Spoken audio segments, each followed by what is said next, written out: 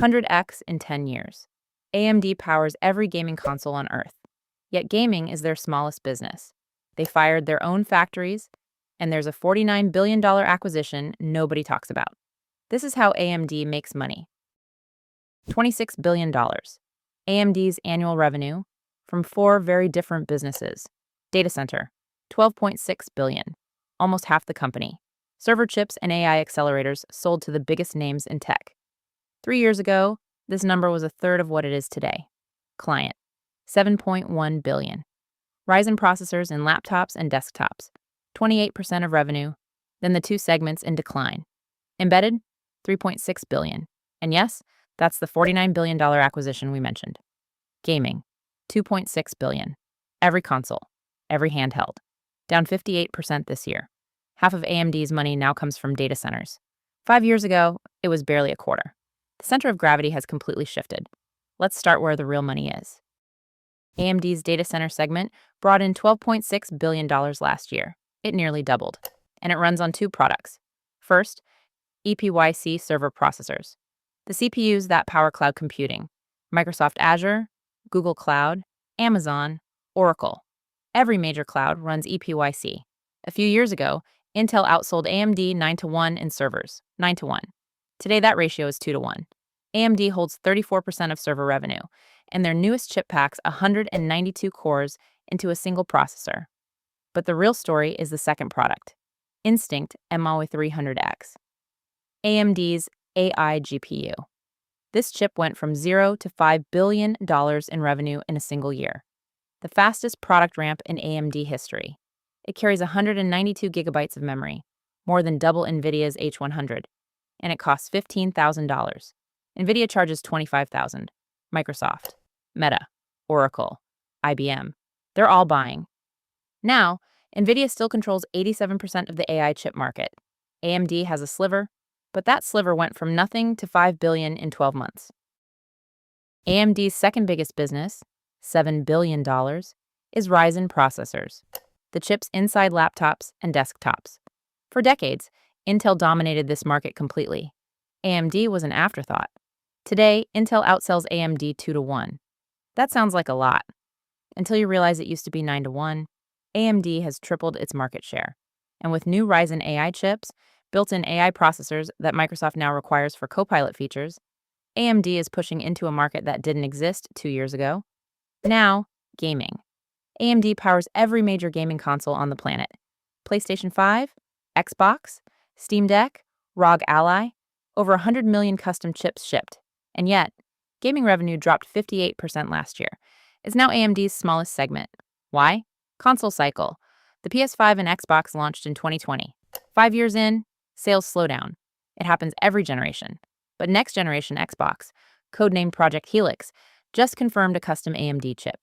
PlayStation 6 is expected to follow. When the next cycle hits, this segment snaps back. The $49 billion acquisition nobody talks about. Xilinx. In 2022, AMD bought Xilinx for $49 billion, the largest chip acquisition at the time. Xilinx makes FPGAs, chips that can literally reprogram themselves after manufacturing. Normal chips do one thing forever. FPGAs change what they do. They're inside 5G towers, self-driving car systems, fighter jets, medical devices, anywhere you need hardware that might need to evolve. The segment brought in $3.6 billion last year, down 33% because customers overordered during the pandemic and are still burning through inventory. But the strategic play is clear. AMD now competes in markets where NVIDIA and Intel barely show up. AMD fired its own factories. It might be the best decision in semiconductor history. 2009, AMD was drowning. 4 consecutive years of losses, $2 billion in debt, cash disappearing. They couldn't afford to design chips and run factories at the same time. So they spun off their manufacturing into a new company, GlobalFoundries. AMD went fabless. But here's the twist. GlobalFoundries couldn't keep up. In 2018, they abandoned leading-edge manufacturing entirely. That freed AMD to go to TSMC, the best chipmaker on Earth. That single move changed everything. TSMC's 7-nanometer process gave AMD Zen 2, then Zen 3, Zen 4. Every AMD product that matters today, EPYC, Ryzen, MI300X, exists because they fired their factories and partnered with TSMC. No TSMC, no comeback. What stops Intel or anyone else from catching up? Chiplets. Traditional chips are monolithic. One giant piece of silicon. Bigger chip, more defects, exponentially higher cost. AMD pioneered a different approach. Break the chip into smaller tiles and connect them with Infinity Fabric. The result? A chiplet design costs roughly 60% of an equivalent single-piece chip. You can mix manufacturing processes, cheap 14 nanometer for basic functions, cutting-edge 3 nanometer for the fast stuff. AMD invented this. Intel is now copying it. They're years behind. But chiplets are just one layer.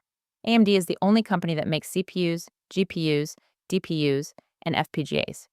NVIDIA doesn't make CPUs. Intel's AI chips are weak. Only AMD covers the entire data center, from processor to accelerator to network chip to programmable hardware. One vendor. Full stack. The numbers tell the turnaround story. 2015. AMD stock, $2. Market cap, under $2 billion. The company was on life support. Lisa Su had just taken over as CEO, inheriting 4 years of losses, $2 billion in debt, and a market share that was crumbling to nothing. She bet everything on one chip architecture, Zen, and one manufacturing partner, TSMC. Revenue in 2015, $4 billion, 2020, $10 billion, 2024, $26 billion. The stock, $2 to over 200, 100x. Lisa Su took a company most investors had written off and turned it into a $200 billion giant. And here's a fact that still surprises people. Lisa Su and Jensen Huang, the CEO of NVIDIA, are cousins, the two most important chip companies in the world, run by family. Can AMD actually challenge NVIDIA in AI? Here's the honest picture. NVIDIA controls 87% of the AI chip market. Their CUDA software ecosystem has 4 million developers. Switching costs are enormous. AMD's alternative, ROCm, is getting better, but it's still 10 to 30% slower. AMD isn't trying to out NVIDIA, they're closing the gap year by year. MI350 ships this year, 35 times faster inference than the previous generation. MI400 arrives 2026, MI500 in 2027 on 2 nanometer. Meanwhile, Ryzen AI chips are opening PCs to on-device intelligence. Next-gen consoles will reignite gaming. And EPYC keeps taking server share from Intel quarter after quarter. Lisa Su told investors AMD will grow 35% a year for the next 5 years. That puts them past $100 billion by the end of the decade. The underdog isn't finished. From a $2 stock to a $200 billion company. Subscribe for the next breakdown.